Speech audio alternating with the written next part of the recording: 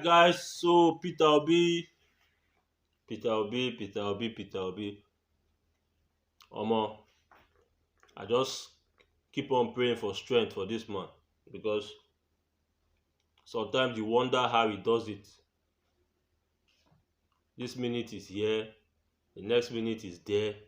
As in, he now made Nigeria looks very small because if you hear say the man dey Abuja now, the next thing you dey hear say the man dey Lagos, the next thing you dey hear say the man dey Bayelsa, all in one day.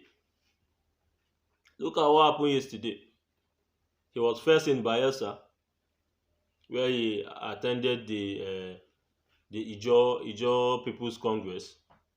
From there, in same Bayelsa, he briefly entered the PFN conference that was going on, where he demanded for serious prayers to be made for Nigeria. Then, from there, he went to Delta State, Warri, where there was supposed to be an installation of a bishop, something like that. And from there to Abuja, where he was having a campaign rally that same yesterday.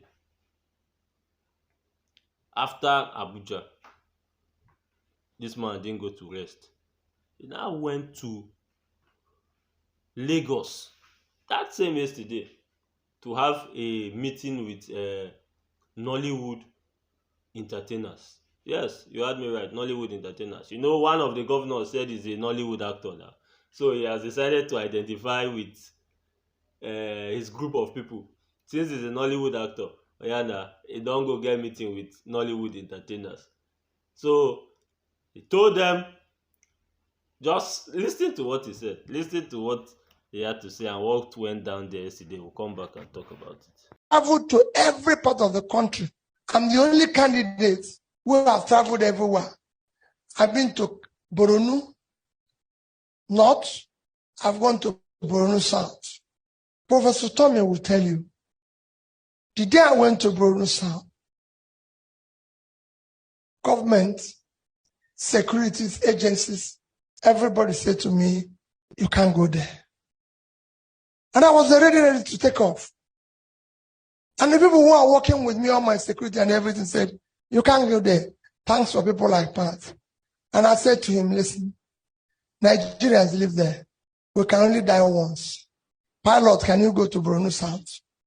Go there and land. The people say they are waiting for me. I don't know what I'm going to see. But since the military, everybody say, you can't land in our compound. Go there, we'll find a place to land. And I landed and I found Nigerians who was just waiting for something to give them hope. And that's what happens everywhere I've been. And you ask yourself, Nigerians live here. I've gone to so many ungoverned places. I went to Adamawa, I went to Mubi. People said to me, why did I go to Mubi? As governor of Anambra State, I buried 20 Anambra people from one town killed in a town called Mubi in the north. And when I went to that state to campaign, they are from one town called Adazinugu. I said, I want to go there.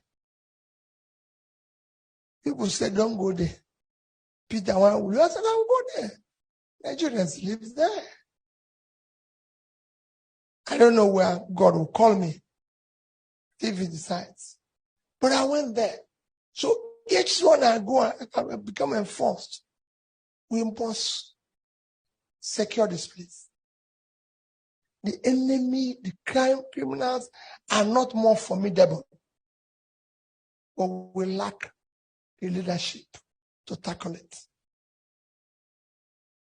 A factor endowment that can make it a great nation. We're blessed with natural resources. We're blessed with human capital that if you train and develop can change the world. Without training, they are changing the world.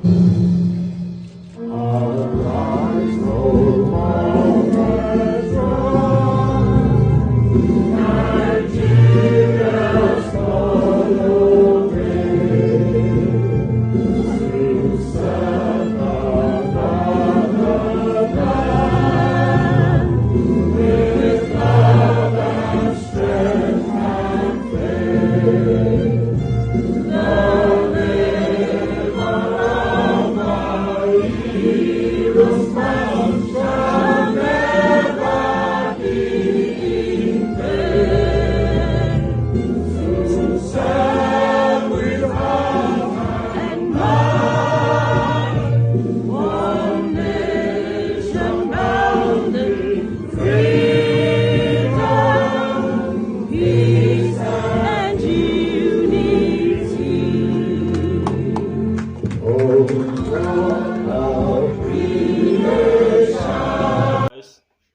that was it. See, one thing I've come to understand from everything that this man mostly used to say is that we are blessed in Nigeria. Not just the right leadership will not get.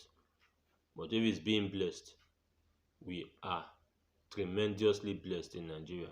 In the sense that which kind natural resources will not get, which kind land assets will not get. When you listen to this man compare Nigerians to other smaller countries where their landmass self is nothing to write them about, but you see what they do, you now begin to ask yourself, as in, what is happening in Nigeria? Is it that these people doing these stuffs in these countries have two heads?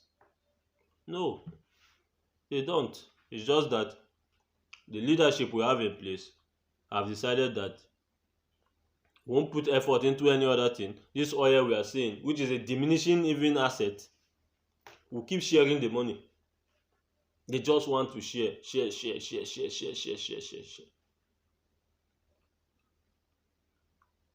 That is just what comes to their mind. Share money. And that is all. Being productive, no. Okay, let's get extra sources to generate revenue. No. Oil.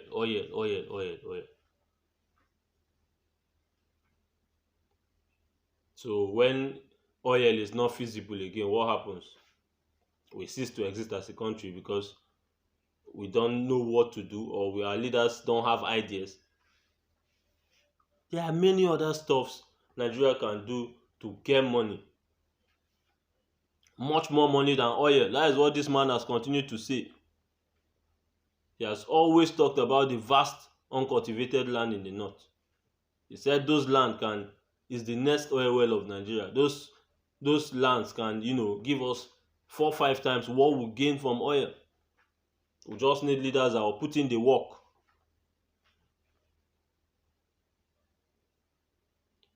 So each time this man speaks, I've said it, he always comes with this sense of hope, making you as a Nigerian not to just give up totally on your country, because the truth is that many people have given up long before now.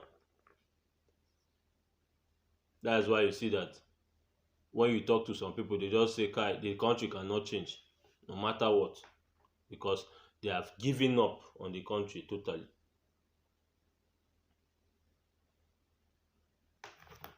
So if all of us decide to give up like that, what then happens?